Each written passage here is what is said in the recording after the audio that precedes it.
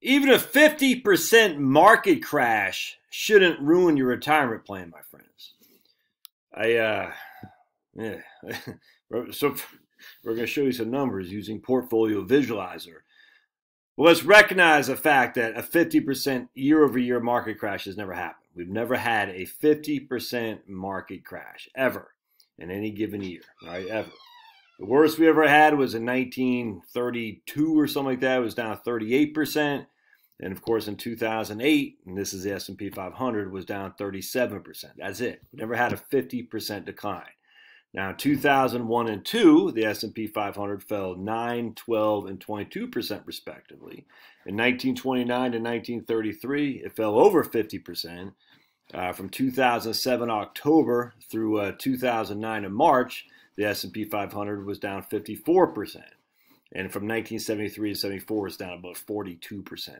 But we've never had a one-year 50% market crash. And I'm going to show you that even if that were to happen in 2022, just no big deal. So let's dive into this. For the Portfolio Visualizer, we're going to put in VTI just for total stock index. So we're going to say we started in 2009.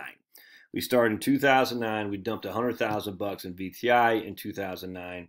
And we're going to come down here. We're going to set Analyze Portfolio. Then we're going to look over at Q Pablo, who's making his bet over there. And we're going to say, where are we now? Oh, my goodness. Look at that. $100,000 in 2009 is now worth, as of the end of 2021, $700,000, my friends. Your compounded annual growth rate is 16.03%. Pablo, what are you doing, big boy? What are you doing, big boy? 16.03%. If we take our trusty calculator and we say the rule is 72, take 72, divide that by 16%, that means we doubled our money every 4.5 years. Pablo, stop.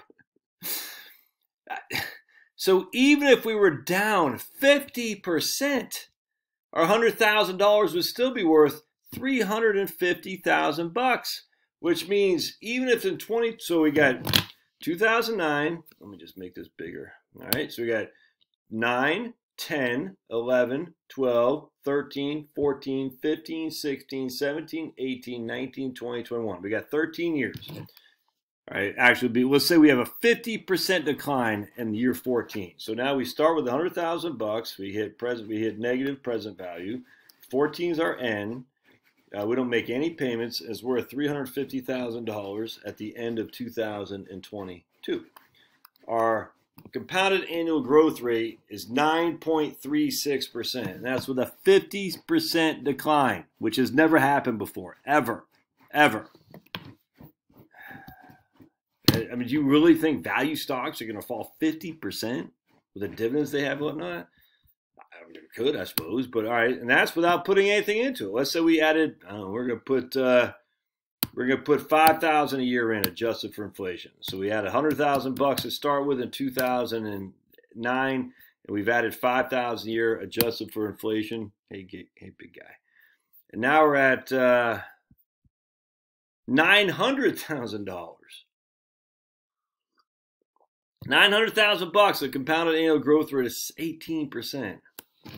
I mean, so now you're at 450. If you fell 50%, you're at 450. Wow. Cry me a river. All right, so now I can hear the people say, but Josh, I didn't start in 2009. I started in 2007. All right, let's see what we got. 2007. So we got smoked the first part. So our compounded annual growth rate in 2007 is still 14%, which means we doubled our money. 14 or 72 divided by 14 every 5.14 years. And we're still at $727,000. I mean, so that's adding 5,000 euros. Say you didn't add anything to it.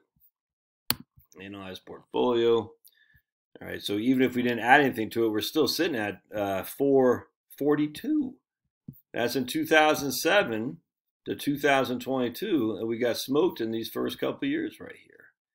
When we lost 46% by February 28, 2009. I mean, you're still sitting on 458, man. So you're down to, after 100,000, after a 50% decline, you're down to 220 something. I'm sorry. That doesn't seem that bothersome to me. It just does not.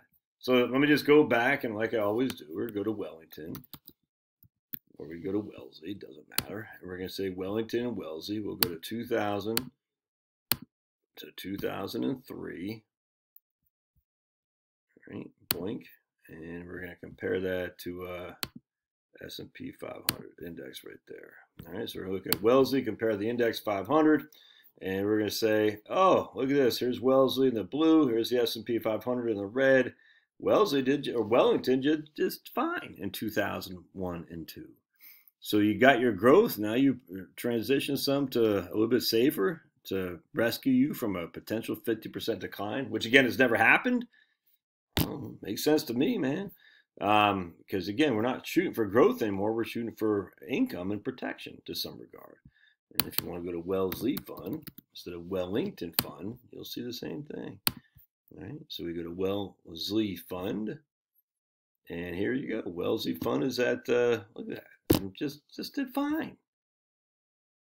Anyway, so the point being is, yeah, market crash, and all these people say, "Oh my goodness, market crash." The market crashes are always, first of all, this is the whole thing about stocks for the long run. You're never escape from a market crash. The question is your perspective.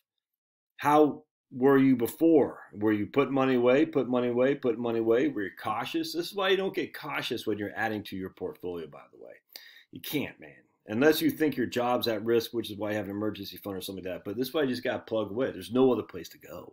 In fact, I saw right now the bonds, the 10-year Treasury is now up below above 1.7, which means the bond, 1.73, which means the bond market has been knocked around a little bit.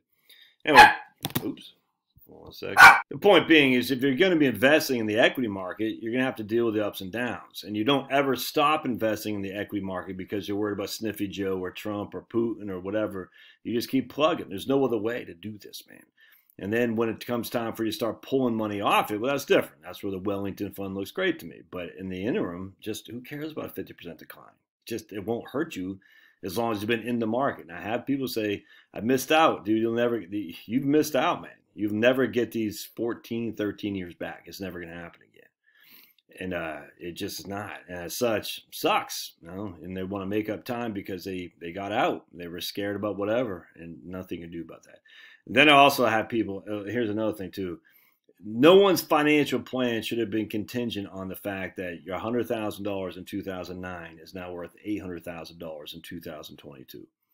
So if you were doing financial plans in 2009, there's no way you should have contingents that you would have $800,000 come 2022. No one should have done that. So every single person's plan should have been contingent on the fact that you're shooting for a 6% rate of return from 2009 to 2022. So if you got a 6% rate of return, we got $100,000 as our present value. And we got 6% as our rate of return for 13 years. Didn't make any payments. We should have $213,000 in there. All right, so basically we have between $200,000 and $300,000. If you have now between $700,000 and $800,000, that's an extra $500,000 that you've made that you weren't relying on. If you were shooting for 6%, all right, that means you should have between $200,000 and $300,000. If you have between $700,000 and $800,000, and even a 50% market crash happens, you're still well ahead of where you were projecting in 2007 and 8 and 9 when you're doing financial plans. I hope you realize that. So, you do what you got to do. I'm just saying a 50% market crash, again, never happened. I'm not saying it can't, just never happened. If you're still worried about that, as of all this was just happening the last 13 years, I got nothing for you. All right, we'll see you.